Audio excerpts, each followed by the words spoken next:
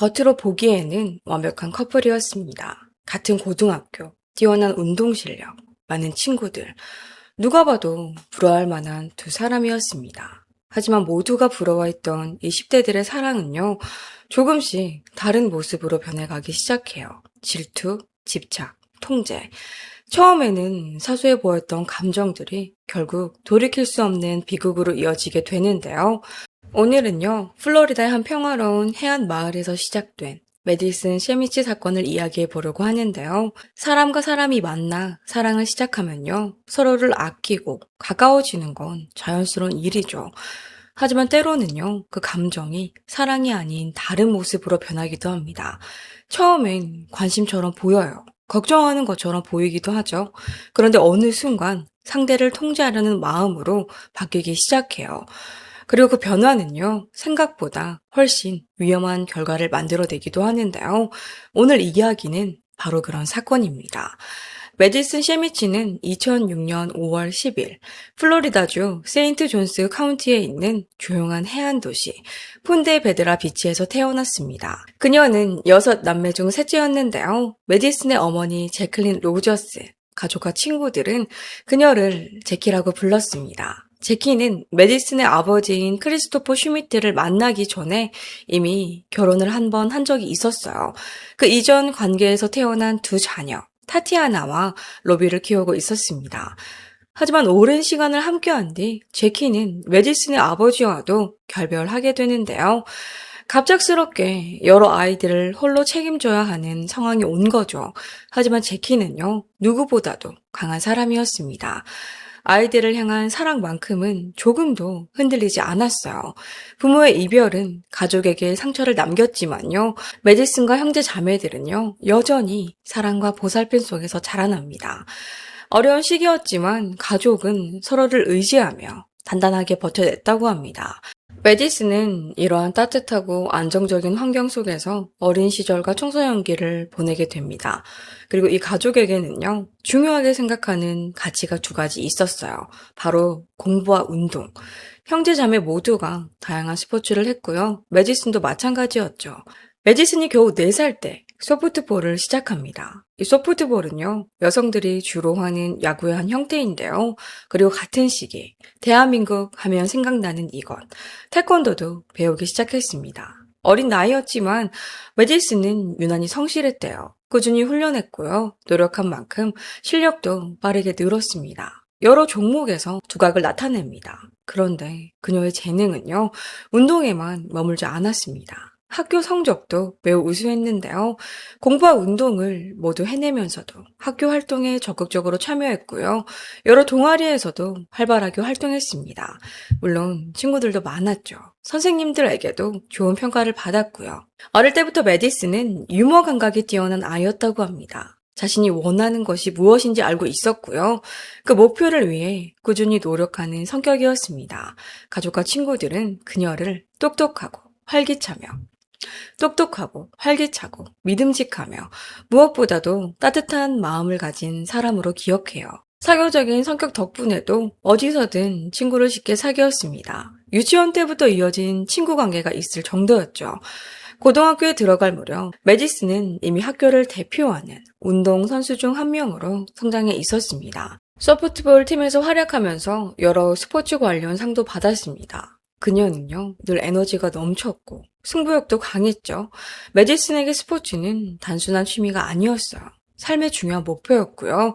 스스로를 단련하는 방법이기도 했습니다. 그리고 2022년 가을, 메디슨은 한 남학생을 만나게 됩니다. 같은 학교 미식축구 선수였던 스펜스 피어슨이었죠.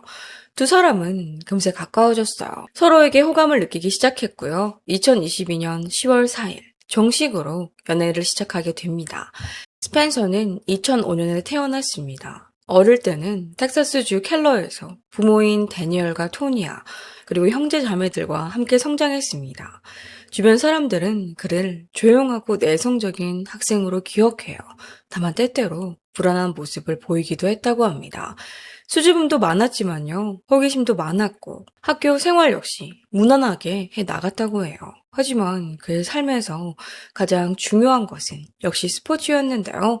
특히 미식축구를 좋아했다고 합니다. 혼자 있는 걸 좋아하는 성격이었지만 미식 축구를 통해서 친구들을 사귀고 사회적인 관계도 넓혀갈 수 있었죠.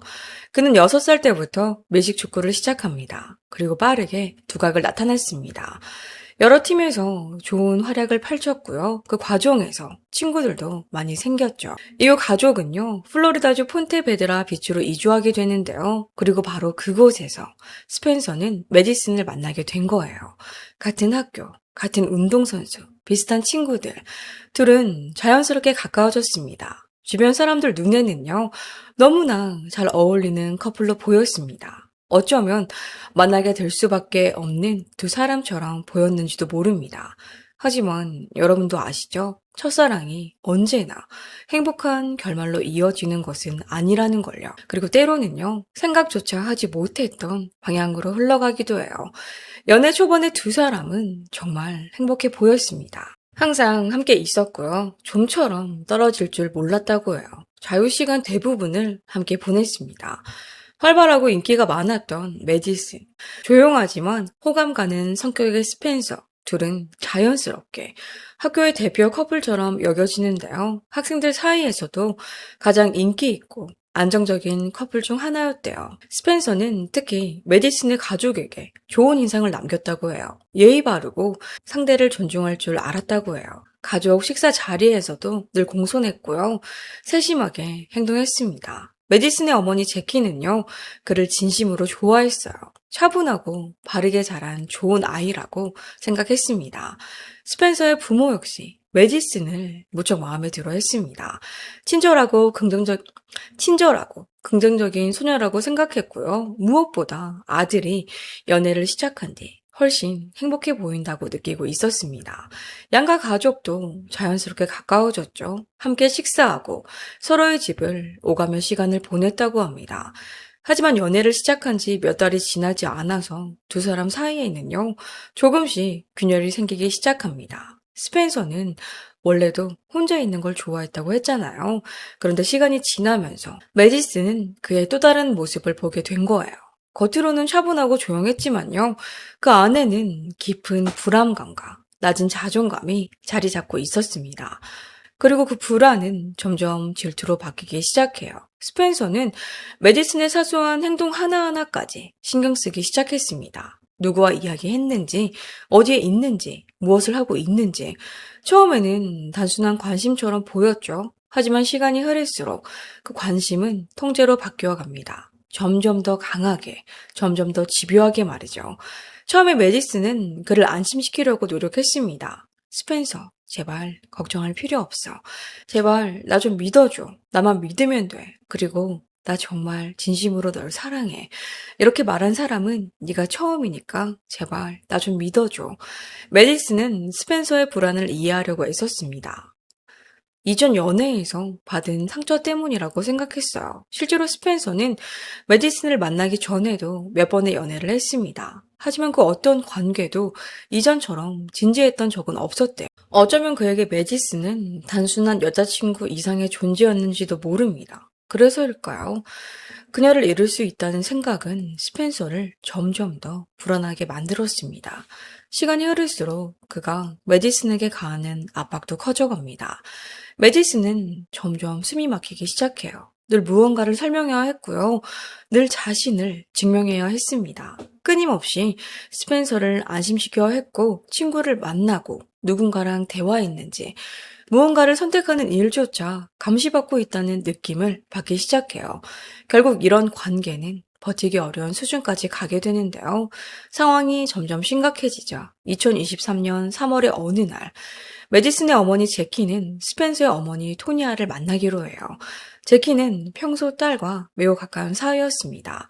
딸이 어떤 일을 겪고 있는지 이미 잘 알고 있었습니다. 그리고 당시 스펜서는 이미 18살이었는데요. 제키는 혹시라도 그가 감정적으로 격해질 가능성을 걱정했습니다.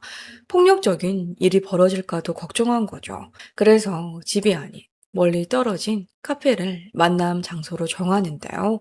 그 자리에서 제키는요, 토니아에게 솔직하게 이야기해요. 아들이 자신의 딸에게 보이는 통제적인 행동에 대해서요. 그리고 점점 심해지는 압박에 대해서도 말이죠. 하지만 안타깝게도요, 그 만남 이후에도 달라진 것은 없었어요. 며칠이 지나도 상황은 그대로였죠. 그리고 결국 2023년 4월 초, 약 6개월 동안 이어진 연애와 수차례 반복된 갈등 끝에 메디슨은 결심합니다. 이 관계를 끝내기로요. 메디슨에게 이 이별은 누군가를 밀어내기 위한 선택이 아니었어요. 자신의 자유를 되찾기 위한 선택이었죠. 친구들과 시간을 보내고 싶었고요. 다양한 활동도 즐기고 싶었고, 무엇보다도 평범한 고등학생으로 살고 싶었다고 해요. 끊임없는 압박 없이 남은 고등학교 생활을 보내고 싶었던 거죠. 하지만 스펜서는요, 이별을 받아들이지 못했습니다. 그리고 바로 그때부터 상황은 전혀 다른 방향으로 흘러가기 시작해요. 이별은 스펜서에게 큰 충격으로 다가옵니다. 몇 달 동안 메디슨은 그의 삶에서 가장 중요한 존재가 되어 있었어요. 그녀와의 관계는요, 그에게 안정감을 줬습니다. 어쩌면 삶의 목표처럼 느꼈을지도 몰라요. 훗날 그는 이렇게 말했습니다.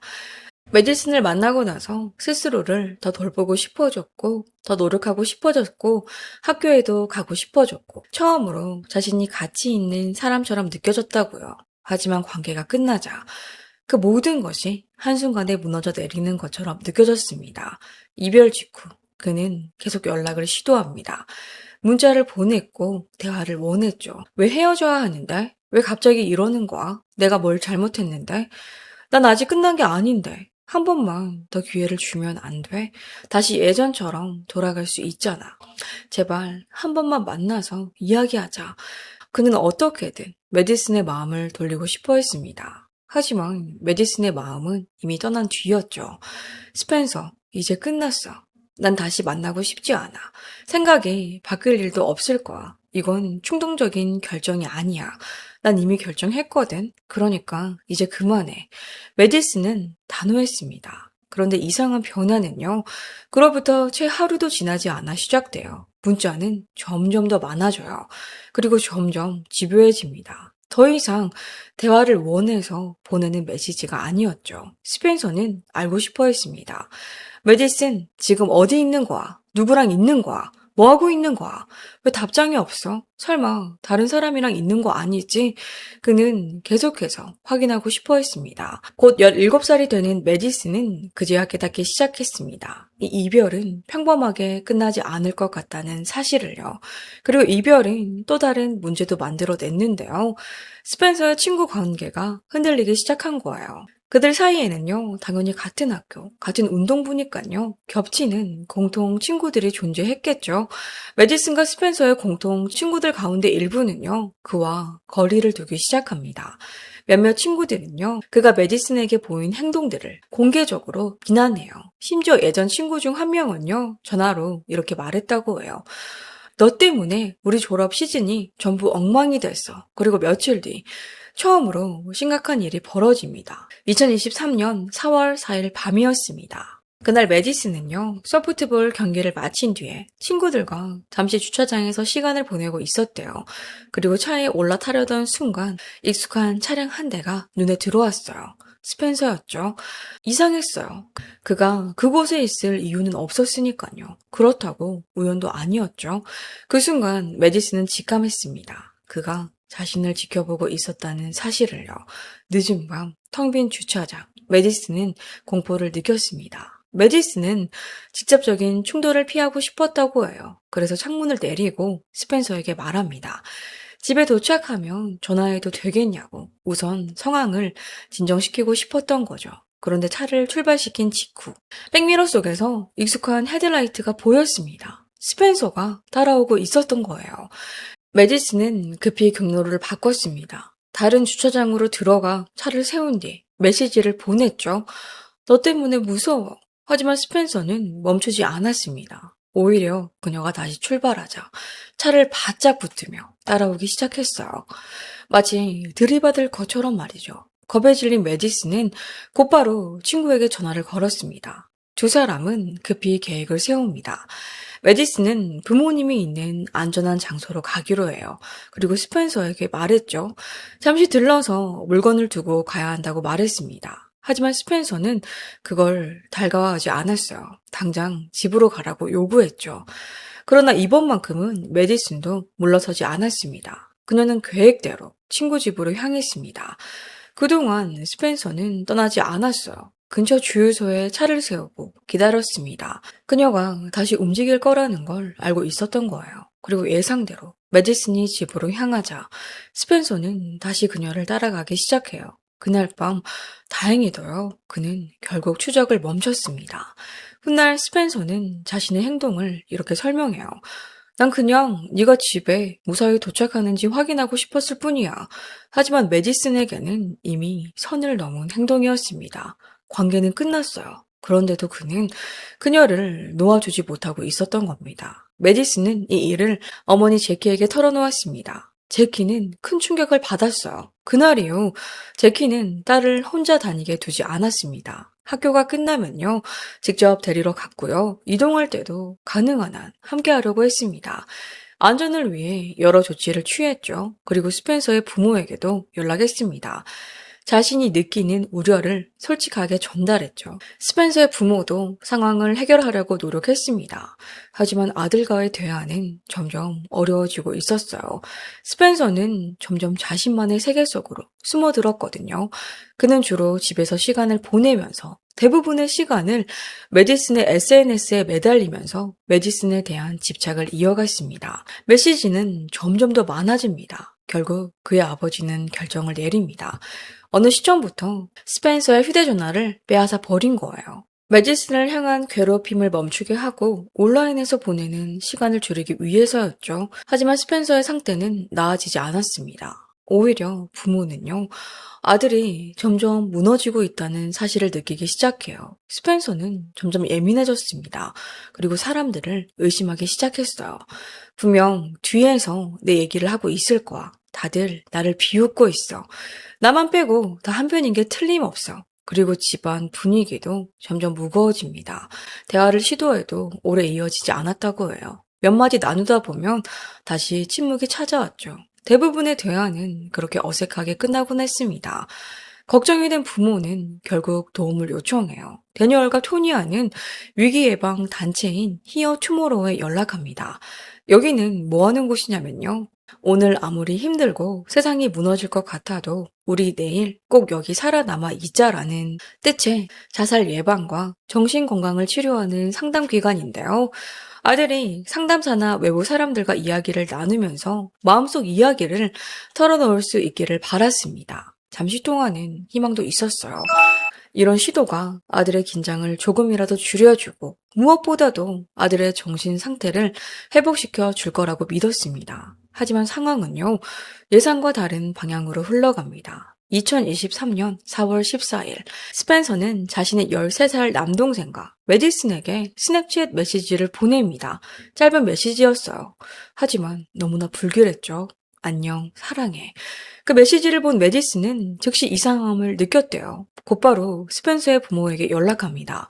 메시지를 확인한 부모는요, 급히 2층으로 뛰어 올라갔습니다. 그리고 방문을 열었죠. 그곳에는 스펜서가 있었어요. 옷장 안 넥타이가 있었습니다. 아버지 데니얼은요, 곧바로 달려들었어요. 급히 그를 풀어냈죠. 훗날 그는 그 순간을 이렇게 회상해요.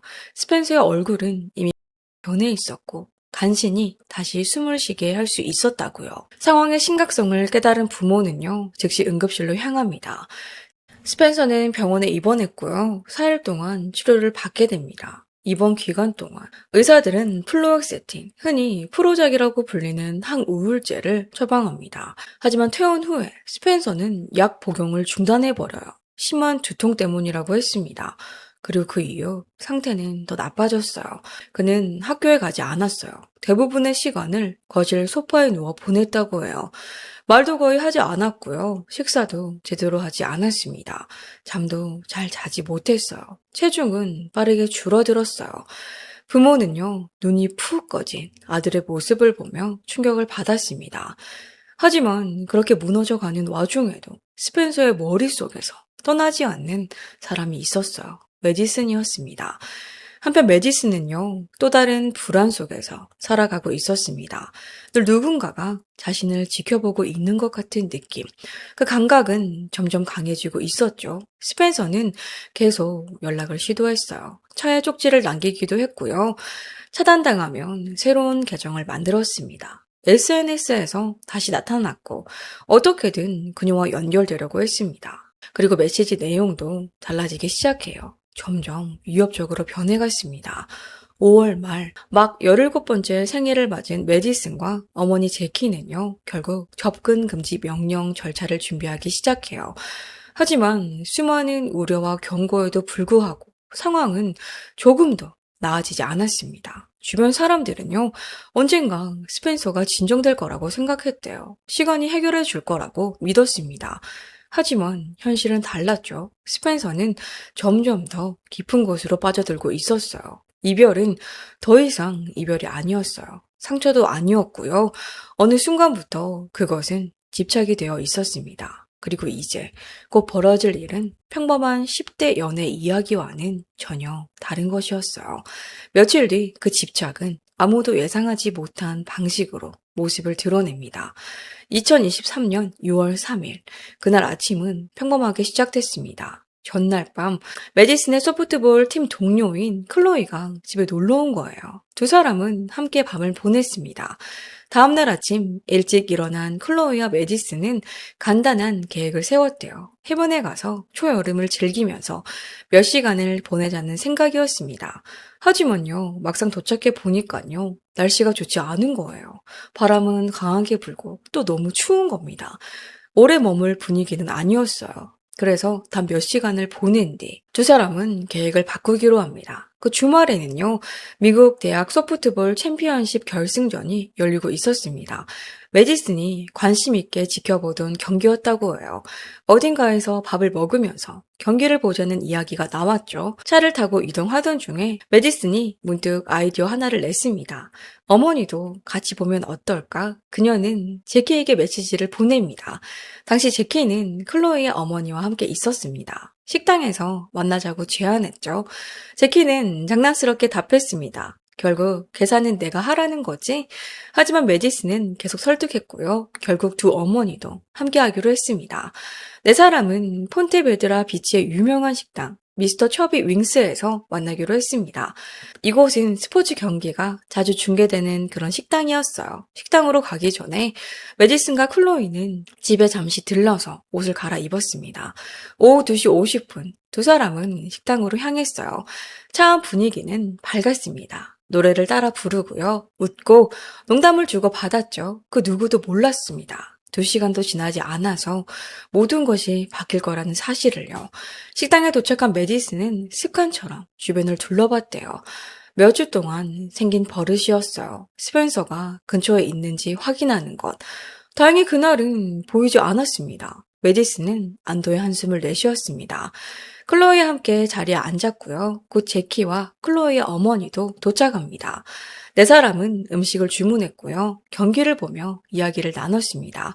그렇게 평범한 오후가 흘러가는 듯 했죠. 하지만 오후 3시 50분 식당 문이 열립니다. 들어온 사람은 스펜서였어요. CCTV 영상을 보면요. 그는 곧장 테이블로 가지 않았어요. 식당 안을 천천히 둘러보며 사람들을 살폈습니다. 그리고 오후 4시 15분 그는 자리에서 일어났습니다. 그리고 의도적으로 메디슨의 테이블 앞으로 걸어갑니다. 그 순간 메디슨은 그를 발견합니다. CCTV에는 그녀의 표정이 선명하게 남아 있었어요. 몸이 굳은 듯 했습니다. 놀란 기색이 역력했죠. 방금 전까지 웃음이 오가던 분위기는 순식간에 얼어붙었습니다. 네 사람은 서로를 바라봤습니다. 그리고 결론을 내렸어요. 여기서 나가자. 그들은 직원에게 말했습니다. 스펜서는 메디슨에게 위협이 되는 사람이라고요. 계산을 마친 뒤 곧바로 식당을 나섭니다. CCTV에는 네 사람이 주차장으로 향하는 모습이 담겨 있었어요. 그리고 그 순간 모든 것이 시작됩니다. 메디슨이 자신의 차 쪽으로 걸어가던 때였어요.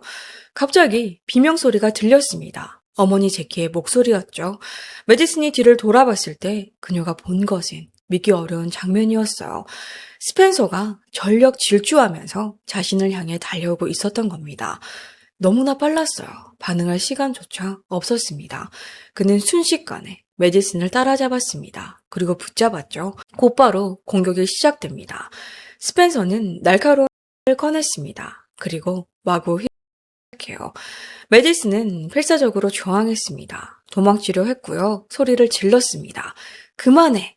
하지만 공격은 멈추지 않았어요. 메디슨은 여러 차례 날카로운 흉기에 그리고 공격 과정에서 한 차례의 치명적인 공격이 그녀의 척수를 메디슨은 그대로 바닥에 쓰러졌어요. 일어나려 했지만요. 몸이 움직이지 않았습니다. 아무리 힘을 줘도 팔과 다리는 반응하지 않았어요. 그녀는 그 자리에서 전신마비 상태에 빠지고 마는데요. 딸의 비명을 들은 제키는 곧바로 달려갔습니다. 눈앞에서 딸이 공격당하는 모습을 본 겁니다. 그녀는 망설이지 않았어요. 곧바로 스펜서에게 달려들었죠. 딸을 지키기 위해서였습니다. 하지만 그 과정에서요. 제키 역시 팔과 얼굴 그리고 손에 상처를 입었습니다. 그리고 그때였습니다. 모든 것이 끝난 것처럼 보이던 바로 그 순간 주차장에 있던 한 젊은 남성이 비명을 듣게 됩니다. 그의 이름은 케네디 암스트롱 22살이었습니다. 친구와 함께 식당에 왔다가요. 누군가가 공격당하고 있다는 사실을 알게 된 겁니다. 그는 망설이지 않았어요. 곧바로 스펜서를 향해 달려갔죠. 온몸으로 들이받으며 제압을 시도합니다. 친구도 함께 뛰어들었습니다. 격렬한 몸싸움이 벌어졌습니다. 그 과정에서 케네디 역시 손과 팔에 을 입었습니다. 하지만 끝까지 물러서지 않았어요. 결국 스펜서는 제압당했습니다. 그리고 자신의 공격이 막혔다는 사실을 깨달은 순간 스펜서는 마지막 행동을 하려고 합니다. 그는 자신이 들고 있던 들어서 가져갔습니다. 주차장은 순식간에 아수라장이 됐습니다. 주변에 있던 사람들은 곧바로 911에 신고했죠. 구급대도 빠르게 도착했어요. 메디슨은 심각한 상태였습니다. 흘리고 있었거든요. 구조대는 그녀를 헬기로 외상 전문센터로 긴급 이송했습니다. 제키와 케네디 역시 병원으로 옮겨졌어요. 한편 스펜서도 공격 과정에서 부상을 입었어요. 이후 스스로에게 려고 시도한 뒤 응급실로 이송됐고요.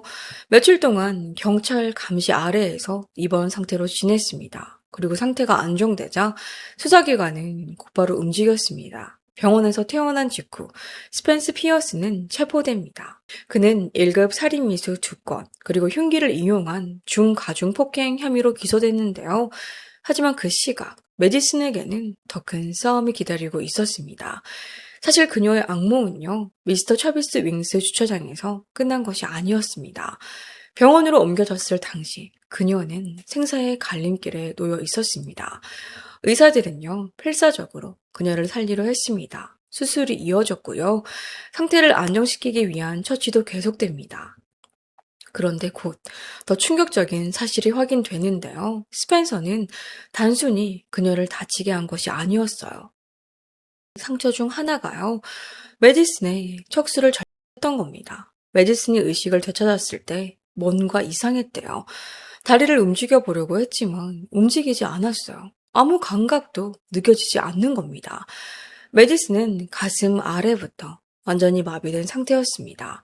고등학교 졸업을 앞둔 17살, 평생 운동과 함께 살아온 메디슨, 달리고, 훈련하고, 몸을 움직이는 것이 삶의 일부였죠. 그런데 불과 몇 분 만에 당연하다고 생각했던 모든 것이 무너져 내린 겁니다. 그녀의 주변 사람들도요, 각자의 싸움을 하고 있었습니다. 제키 역시 부상을 입었습니다. 육체적인 상처뿐 아니라요, 정신적 충격도 컸죠. 딸이 눈 앞에서 공격당하는 모습을 직접 봤으니까요. 케네디 암스트롱 역시 마찬가지였습니다. 그는 메디슨을 구하는 과정에서 손과 팔에 부상을 입었습니다. 세 사람 모두 살아남았습니다. 하지만 누구도요, 예전과 같은 모습으로 돌아갈 수는 없었어요. 그런데 놀랍게도요, 주변 사람들을 가장 놀라게 한 사람은 메디슨이었습니다. 가족들의 말에 따르면요, 그녀는 병원에서 겨우 정신을 차린 직후에도 어머니를 보고 농담을 했다고 해요. 병상 옆에 앉아있던 제키를 보면서 이렇게 말했다고 합니다. 엄마, 완전 엉망진창이네. 상황을 생각하면 믿기 어려운 말이었죠. 하지만 그게 바로 메디슨이었습니다. 모든 것이 무너진 순간에도 유머를 잃지 않았던 거죠. 그리고 얼마 지나지 않아서요. 첫 번째 희망의 신호가 나타납니다. 6월 20일, 공격을 당한 지 약 2주가 조금 지난 날이었어요. 의사들은요, 척수 손상 정도를 확인하기 위해서 검사를 진행했습니다. 그리고 메디슨에게 말했죠. 왼발을 움직여 볼래? 사실 누구도 큰 기대는 하지 않았대요. 그런데 그 순간 정말 미세하게 아주 조금 그녀의 발이 움직였습니다. 순간 병실 분위기가 달라졌어요. 메디슨에게도 그건 단순한 움직임이 아니었습니다. 기적에 가까웠습니다. 모든 것이 끝난 게 아닐 수도 있다는 신호. 그녀의 몸이 아직 포기하지 않았다는 증거였으니까요. 그리고 몇 주 뒤, 메디슨은 보조를 받으며 서 있을 수 있게 됩니다. 많은 사람들이 그것만으로도 놀라워했습니다. 하지만 그녀는요, 거기서 멈추지 않았어요. 새로운 목표를 세웠거든요. 다시 걷겠다. 그리고 졸업식 날, 직접 걸어서 졸업하겠다. 누군가는 비현실적이라고 생각했습니다. 하지만 메디슨은 진심이었어요. 그렇게 그녀는요, 재활 전문 센터로 옮겨졌습니다. 그리고 길고 고통스러운 싸움이 시작됩니다. 매일 반복이었어요. 몸 일으키기, 균형 잡기, 자신의 체중을 버티기, 동작 조절하기. 예전에는 아무 생각 없이 하던 것들을 하나하나 다시 배워야만 했습니다. 같은 동작을 반복하고 또 반복했습니다. 쉽지 않았어요. 하지만 메디슨은 포기하지 않았습니다. 훗날 치료사들은 그녀를 이렇게 기억해요. 자신들이 만난 환자들 가운데서 가장 의지가 강한 사람 중 한 명이었다고요. 그녀는 단 한 번도 그 힘든 훈련을 거부하지 않았습니다. 오히려 시간이 생기면요, 추가 재활 치료를 요청하기도 했습니다. 피로, 통증, 절망감, 누구라도 포기하고 싶을 만한 시간이었지만요, 메디슨은 계속 앞으로 나아갔습니다. 그리고 그녀만 싸우고 있었던 건 아니었어요. 지역 사회도 움직이기 시작합니다. 가족, 친구들, 학교 친구들, 학부모들, 교사들, 그리고 이름조차 모르는 사람들까지 수많은 사람들이요, 메디슨과 제키를 돕기 위해 나섰습니다. 치료비를 돕기 위한 모금 운동도 시작됩니다. 공격 이후에 발생한 경제적 부담을 함께 나누려고 했던 겁니다.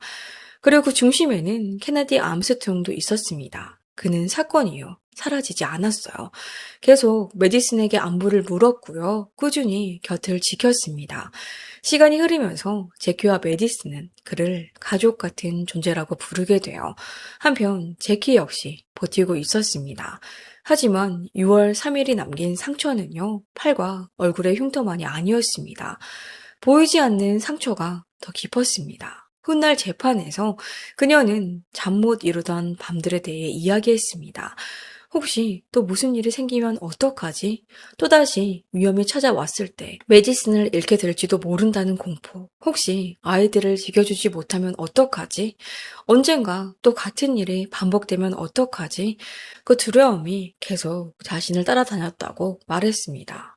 그리고 7월, 사건 발생 한 달여 뒤, 메디슨은 처음으로 공개석상에 섭니다. 재활 치료를 받는 중이었지만요, 그녀는 사람들 앞에 서기로 결정합니다. 그리고 자신을 도와준 사람들에게 감사를 전했죠.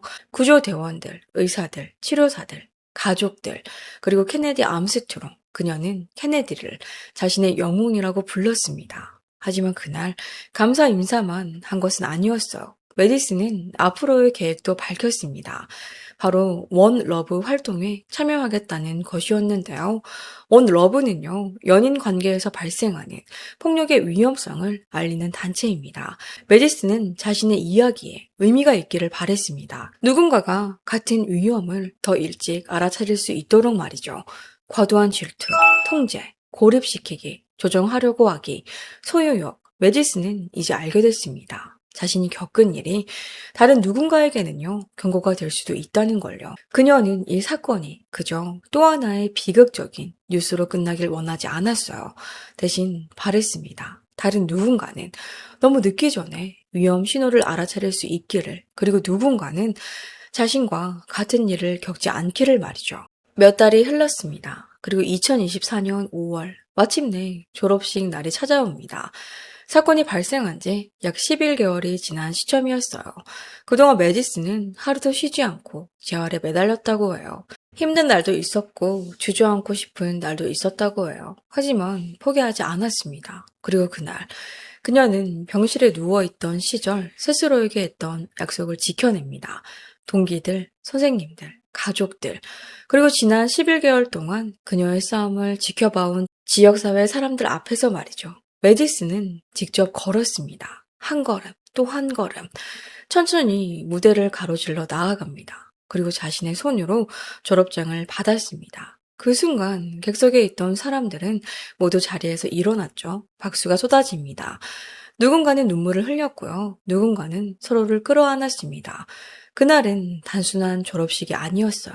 메디슨에게는 승리의 순간이었습니다. 공격을 당했음에도, 마비를 겪었음에도, 수개월 동안 고통스러운 죄악을 견뎌냈음에도 그녀가 여전히 앞으로 나아가고 있다는 증거였습니다. 하지만 다른 한편에서는 또 하나의 시간이 다가오고 있었어요. 스펜서가 자신의 행동에 대한 책임을 져야 할 시간이었죠. 졸업식이 끝난 지 2달 뒤, 2024년 7월, 스펜서 피어스는 결국 1급 살인미수 2건과 흉기를 이용한 가중 폭행 혐의에 대해 유죄를 인정합니다.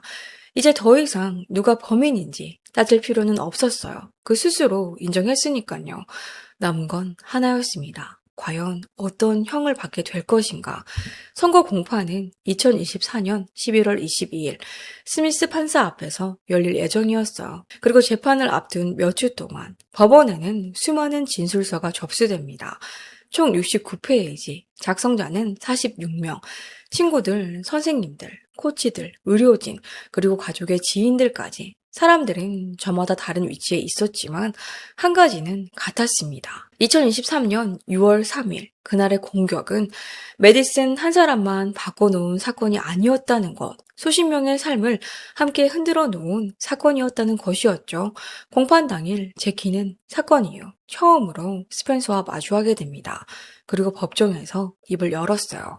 그녀의 목소리는 차갑고 단호했습니다. 분노를 억누르는 듯 했지만요. 한마디 한마디에는 지난 1년 반의 시간이 담겨 있었죠. 그녀는 말했습니다. 나는 매일 딸이 고통과 싸우는 모습을 지켜보고 있어.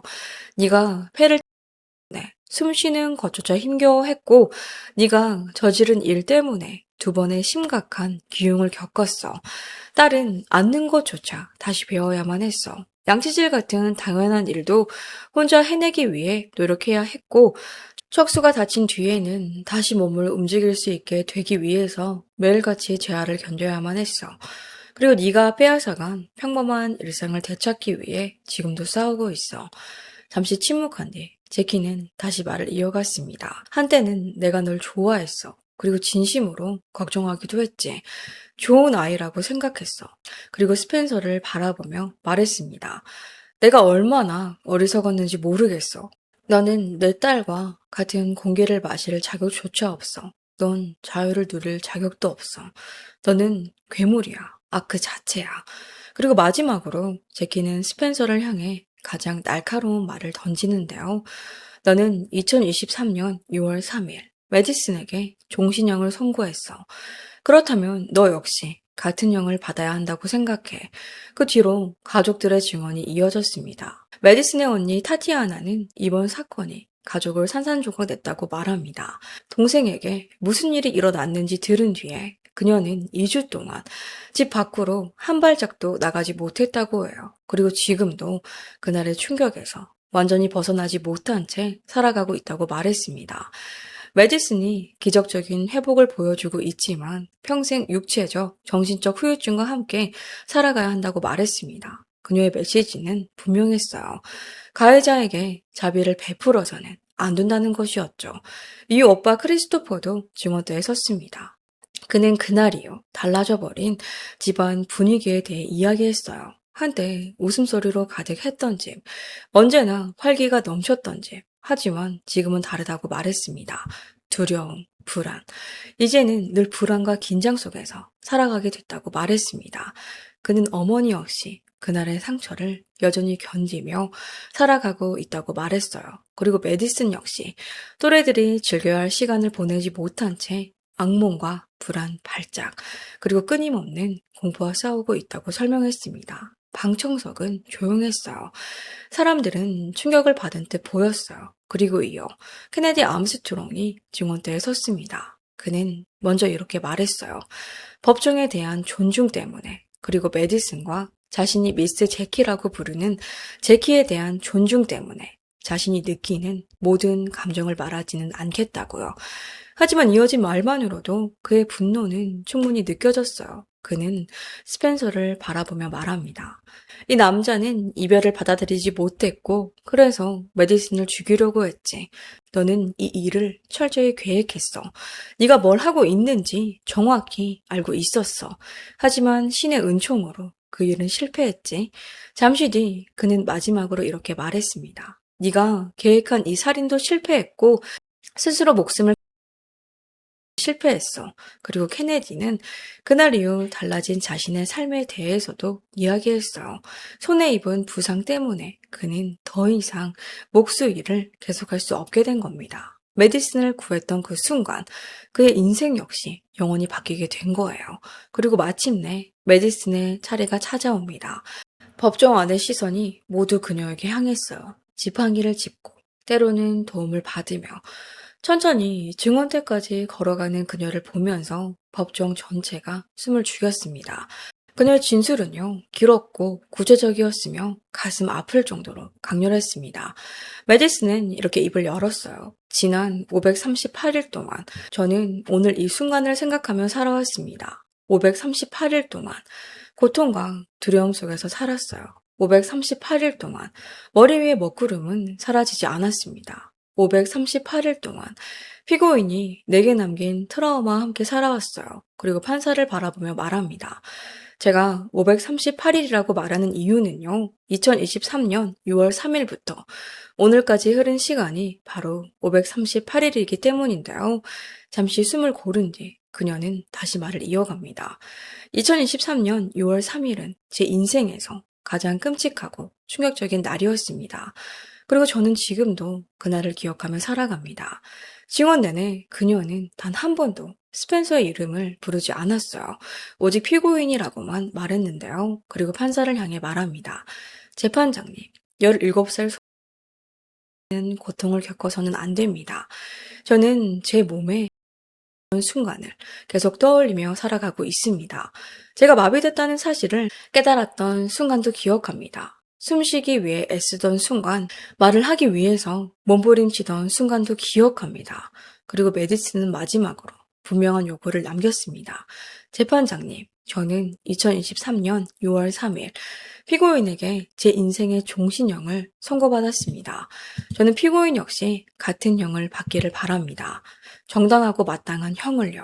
하지만 그녀의 이야기는 거기서 끝나지 않았어요. 메디슨은 그날이요. 자신이 어떻게 다시 삶을 이어왔는지 이야기하기 시작합니다. 고등학교 마지막 학년, 졸업식, 사람들 앞에 서서 했던 연설, 원 러브 활동, 학업, 그리고 무엇보다 자신을 죽이려 했던 사람 앞에서 지금 이 법정에 직접 서 있다는 사실까지 그녀는 하나씩 이야기했습니다. 그녀는 하나씩 이야기했어요. 자신이 포기하지 않았던 시간들을요. 그리고 마지막으로 지난 538일을 한 문장으로 정리합니다. 제가 이런 이야기들을 하는 이유는요. 제가 그것들을 자랑스럽게 생각하기 때문입니다. 저는 지금의 제 자신이 자랑스러워요. 그리고 제 이야기가 누군가에게 용기와 힘이 되고 있다는 사실도 자랑스럽습니다. 그리고 지난 538일 동안 제가 버텨온 시간들도 자랑스러워요. 저는 이걸 말함으로써 제가 더 이상 피해자가 아니라 생존자라는 사실을 기억하고 싶습니다. 그녀의 진술이 끝나자 법정 안에는 잠시 침묵이 흘렀습니다. 그리고 누가 먼저랄 것도 없이요. 사람들이 자리에서 일어섰습니다. 기립박수가 이어졌습니다. 박수는 쉽게 멈추지 않았어요. 결국 판사가 법정 질서를 위해서 직접 중단을 요청해야 할 정도였습니다. 하지만 변호인단은요, 마지막까지 포기하지 않았어요. 그들은 더 가벼운 형을 요청했어요. 징역 12년, 이후 15년간의 보호관찰, 그리고 의무적인 정신과 치료. 변호인단은요, 스펜서가 심각한 우울증과 사회 불안 장애를 겪고 있었다고 주장했습니다. 또 어릴 때부터 미식축구를 하면서 반복적으로 받은 충격이 신경학적 문제를 일으켰을 가능성도 있다고 했습니다. 이를 뒷받침하기 위해서 신경과 전문의까지 증인으로 출석했습니다. 쉽게 말하면요, 뇌 기능 손상이 범행에 영향을 줬을 수 있다는 주장이었어요. 스펜서 역시 같은 취지로 이야기했습니다. 그는 그날 메디슨을 공격하기 위해 식당에 간 것이 아니라고 주장했습니다. 자신의 말에 따르면요, 그날은 단지 마지막으로 그 식당에서 식사를 하고 싶었다고 해요. 가족들과 자주 찾던 장소였고, 식사를 마친 뒤에는 바다 근처로 가서 스스로 이었다고 해요. 그리고 그곳에서 우연히 메디슨을 보게 되었고, 그 순간 모든 것이 통제 불가능하게 흘러갔다고 주장했습니다. 물론 이런 설명은요, 계획 범행이라는 인상을 약하게 만들 수는 있었어요. 하지만 사건 전체를 돌아보면 지속적인 연락, 미행, 반복적인 메시지, 집착, 점점 심해지던 행동들, 그리고 자신의 이름에 새겨진 칼, 이 모든 정황을 고려하면요, 그의 설명은 설득력을 얻기 어려웠습니다. 오히려 이미 벌어진 일을 다르게 설명하려는 시도처럼 들렸죠. 이후 스펜서의 아버지 다니엘이 증언대에 섰습니다. 그는 공격 몇 주 전 옷장 안에서 아들을 발견했던 순간을 떠올렸어요. 그리고 그 일이 가족 전체에게 얼마나 큰 상처를 남겼는지 이야기했습니다. 그러다 결국 감정을 참지 못하고 피해자들을 향해 직접 말을 건넵니다. 메디슨, 정말 미안하다. 네가 우리 집에 올 때마다 늘 반갑고 고마웠어. 너는 정말 좋은 아이였어. 우리 가족에게도 늘 잘해줬고 이런 일이 네게 일어나서 정말 미안하다. 나는 매일 너를 생각하고 있어. 매일 너를 위해 기도하고 있다. 너는 정말 따뜻한 사람이란다. 그리고 제키를 바라봤습니다. 제키, 정말 죄송합니다. 진심으로 죄송합니다. 당신이 얼마나 큰 고통을 겪었는지 압니다. 당신은 이런 일을 겪어서는 안 되는 사람이었어요. 이어서 케네디에게도 말을 건넸습니다. 케네디, 여러 사람의 목숨을 구해줘서 고맙습니다. 당신은 영웅입니다. 그리고 의도한 것은 아니겠지만 당신은 제 아들의 목숨도 구했습니다. 그리고 마지막으로 법원에 스펜서에게 관용을 베풀어 달라고 요청했습니다. 스펜서는 다시 살아갈 기회를 받아야 합니다. 그는 도움이 필요한 아이예요. 저는 그걸 누구보다도 잘 알고 있습니다. 오랫동안 정신적으로 힘들어했고요. 머리에 받은 충격들도 늘 걱정이었습니다. 스펜서는 원래 폭력적인 아이가 아니었어요. 좋은 아이였습니다. 무슨 일이 있었는지 저도 모르겠습니다. 하지만 저는 그가 다시 일어설 수 있다고 믿습니다. 이후에는 어머니 토니아가 증언대에 섰습니다. 그녀는 오랫동안 피해자들에게 직접 사과할 기회를 기다려왔다고 말했어요. 눈물을 참으며 케네디를 바라봤습니다. 케네디, 감사합니다. 당신은 메디슨과 제키뿐 아니라 제 아들의 생명도 구했어요. 정말 감사합니다. 그리고 메디슨을 향해 말했습니다. 네가 이런 일을 겪게 돼서 정말 미안하다. 네가 완전히 회복되기를 기도하고 있다. 마지막으로 제키를 바라봤습니다.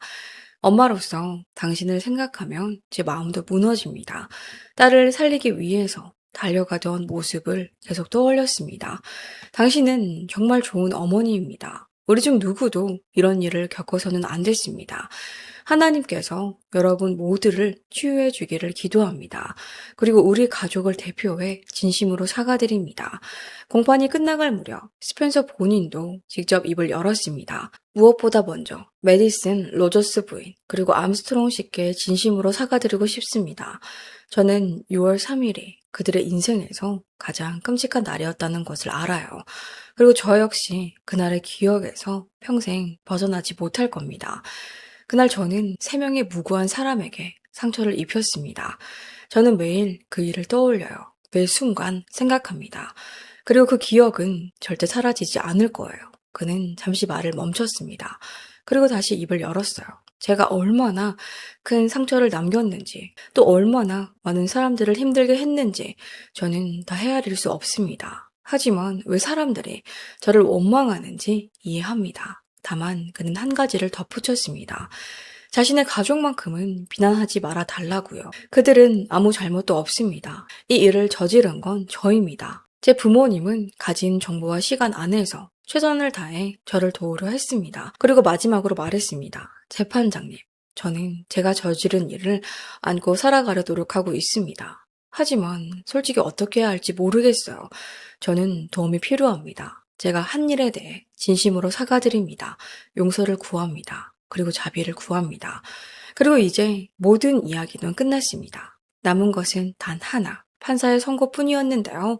판사는 먼저 스펜서가 정신건강 치료가 필요한 상태였을 가능성은 인정했습니다. 하지만 곧이어 이렇게 말했어요. 2023년 6월 3일 오후에 벌어진 일은 참혹했습니다. 피고인은 한 젊은 여성을 공격했습니다. 그 여성은 불과 몇 주 전 피고인이 스스로 그를 돕기 위해 나섰던 사람이었어요. 그런 사람을 피고인은 법원은 복수를 위해 형을 선고하지 않습니다. 하지만 이번 범죄와 그 범죄가 메디슨과 제키 그리고 케네디에게 남긴 피해는 법원이 검토한 그 어떤 정상 참작 사유보다도 훨씬 무겁습니다. 세상에는 가장 무거운 형벌이 내려져야 하는 범죄가 있습니다. 그리고 법원은 이번 사건이 바로 그런 경우라고 판단합니다. 그리고 마침내 선고가 내려졌습니다. 종신형, 가석방 없는 종신형이었습니다. 선고가 내려지는 순간 스펜서는 특별한 반응을 보이지 않았어요. 하지만 부모는 달랐죠. 두 사람은 눈물을 흘리면서 마지막으로 아들을 끌어안았어요. 스펜서는 어머니에게 입을 맞추고 아버지를 안아준 뒤 교도관들의 호송을 받아서 법정을 떠납니다. 메디슨과 제키 그리고 가족들에게 이 판결은요 어느 정도의 안도감을 주었습니다. 물론 상처가 사라진 건 아니었어요. 악몽도 트라우마도 흉터도 여전히 남아 있었어요. 하지만 적어도 정의가 실현됐다는 느낌만은 남았습니다. 그리고 얼마 뒤 조금은 따뜻한 순간이 찾아옵니다. 재판이 끝난 뒤 제키 로저스와 케네디 암스트롱은 카네기 메달을 수여받게 되는데요. 이 상은요, 타인의 생명을 구하기 위해서 자신의 목숨을 걸었던 사람들에게 주어지는 매우 권위 있는 시민 훈장입니다. 그런데 이 순간을 더 특별하게 만든 사실이 있었습니다. 두 사람에게 직접 메달을 건네준 사람이요. 바로 메디슨이었다는 거예요. 그녀는 두 사람을 자신의 영웅이라고 생각하고 있었습니다. 재판 과정에서 스펜서의 부모는 많은 사람들의 마음을 복잡하게 만들었습니다. 그들은 아들의 잘못을 인정했습니다. 피해자들에게 진심으로 사과하기도 했고요. 하지만 동시에 아들을 위해 마지막까지 선처를 호소했습니다. 변호인단 역시 여러 주장을 내놓았는데요. 그중 하나가 반복적인 뇌진탕 문제였습니다. 어린 시절부터 미식축구를 하면서 받은 충격이 범행에 영향을 줬을 수 있다는 주장이었죠. 이런 주장은요, 다른 사건에서도 종종 등장하는데요. 하지만 법원은 받아들이지 않았습니다. 만약에 그 논리를 그대로 적용한다면요, 복싱 선수도, 럭비 선수도, 격투기 선수도 모두 잠재적인 범죄자가 되어야 하기 때문인데요. 현실은 그렇지 않죠.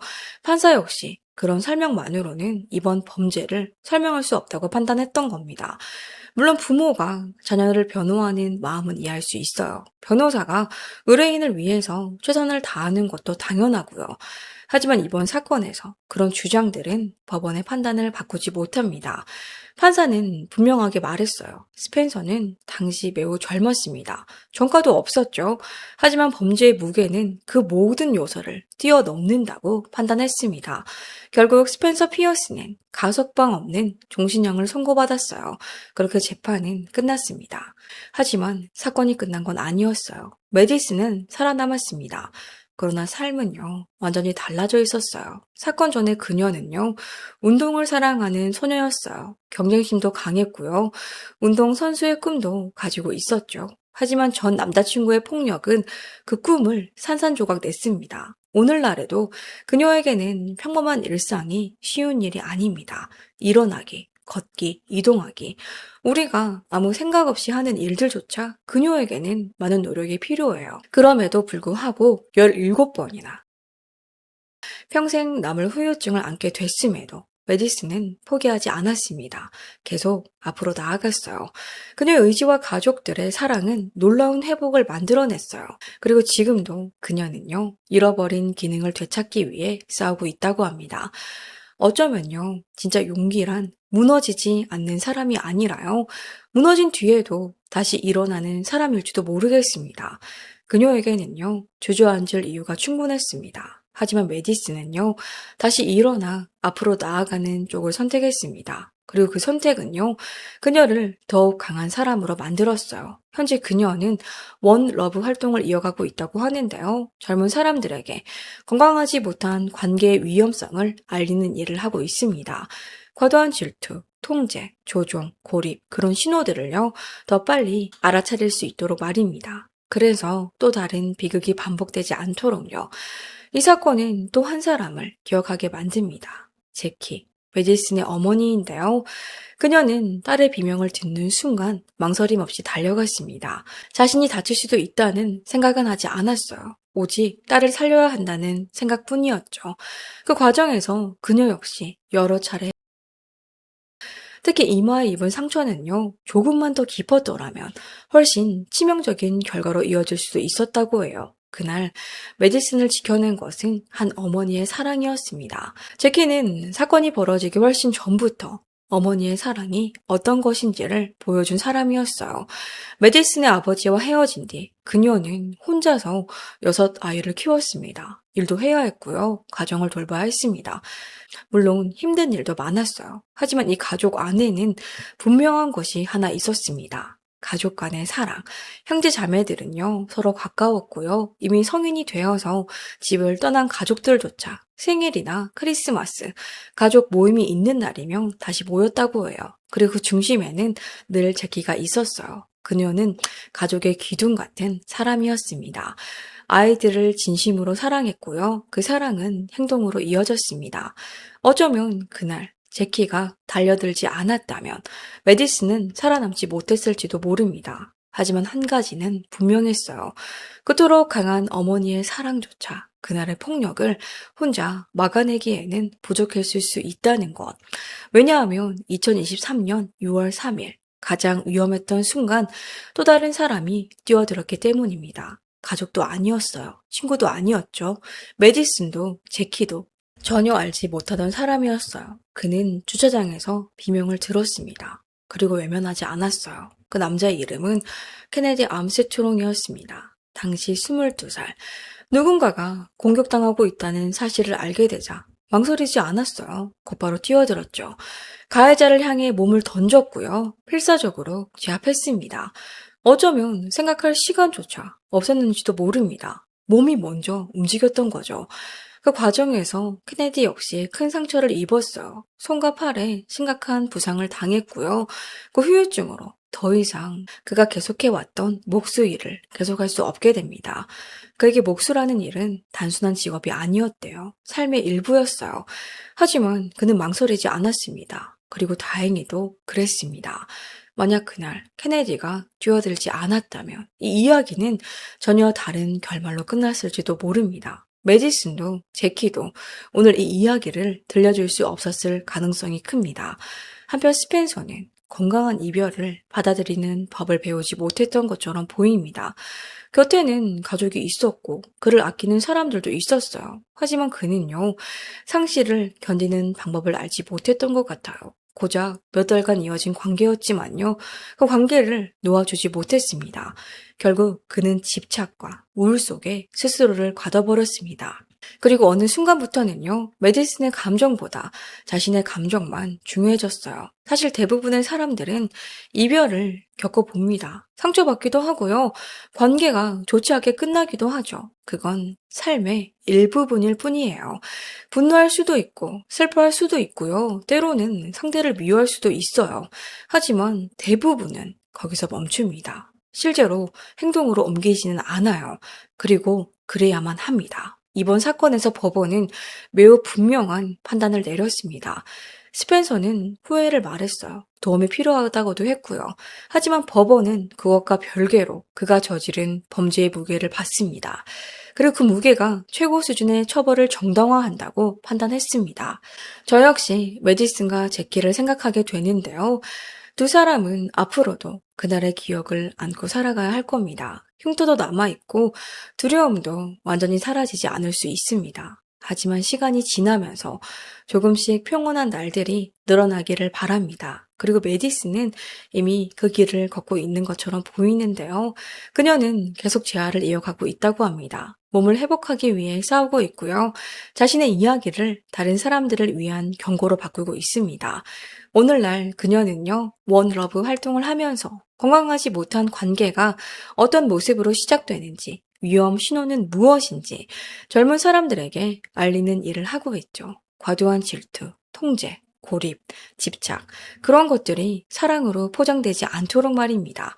그래서 또 다른 누군가가 너무 늦기 전에 위험을 알아차릴 수 있도록요.